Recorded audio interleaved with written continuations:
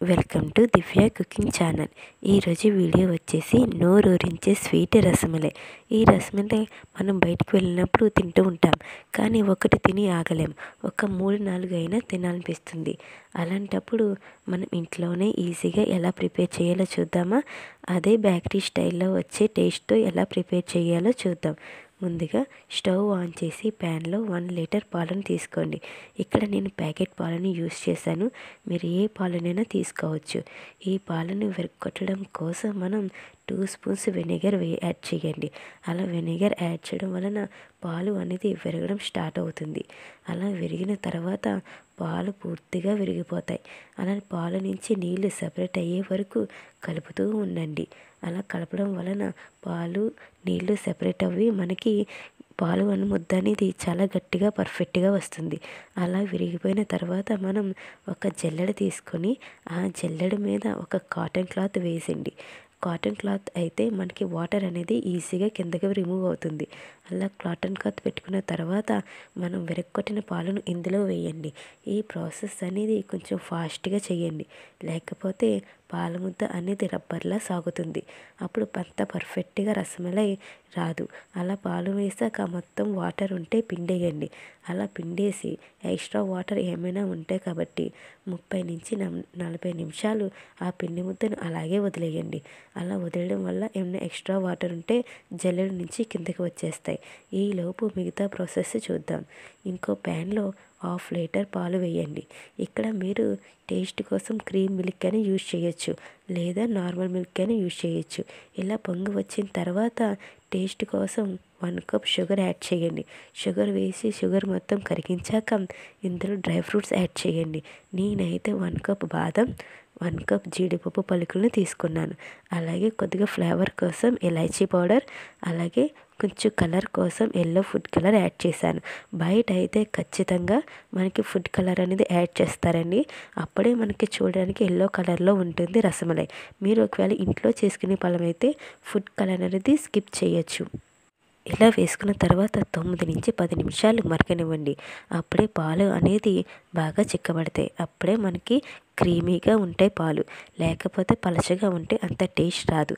ఈలోపు మనం sugar syrup prepare చేసుకుందాం. ఒక గిన్నెలో 2 కప్స్ షుగర్ వేసుకొని 2 కప్స్ వాటర్ వేయండి. అలా షుగర్ మొత్తం కరిగేంత వరకు చూడండి. ఏ పాకం అవసరం లేదు, షుగర్ మొత్తం కరిగితే చాలు. ఇలా ఈలోపు షుగర్ కరిగేలోపు మనం ప్రిపేర్ చేసుకున్న పిండి ముద్దను ఒక ప్లేట్లోకి తీసుకోండి.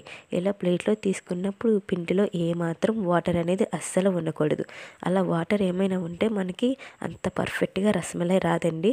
అలా వాటర్ ఏమాత్రం లేకుండా అరచేతితో మ్యాష్ చేయండి. ఇలా వీడియోలో చూపిస్తున్నట్టుగా ఇలా మెత్తగా వచ్చేంత వరకు సాఫ్ట్గా మ్యాష్ చేస్తూ ఉండండి. నేనైతే 5 నిమిషాలు మ్యాష్ చేశానండి. అప్పుడే మనకి సాఫ్ట్గా వస్తుంది. ఇప్పుడు నిమ్మ సైజ్ అంతా బాల్లా చేసుకుని స్లోగా 2 చేతులతో రౌండ్ చేసి స్లోగా ప్రెస్ చేయండి. అలా ప్రెస్ చేయడం వలన మనకి కట్లెట్ షేప్ అనేది వస్తుంది. అలాగే పిండిని మొత్తం అలాగే చేసుకొని ఒక ప్లేట్లో పెట్టుకోండి. మనం సైజ్ అనేది చిన్నగా చేసుకోండి. తర్వాత సిరప్లా వేసినప్పుడు కొంచెం పాల ముద్ద అనేది కొంచెం పెద్ద సైజ్ అవుతుంది.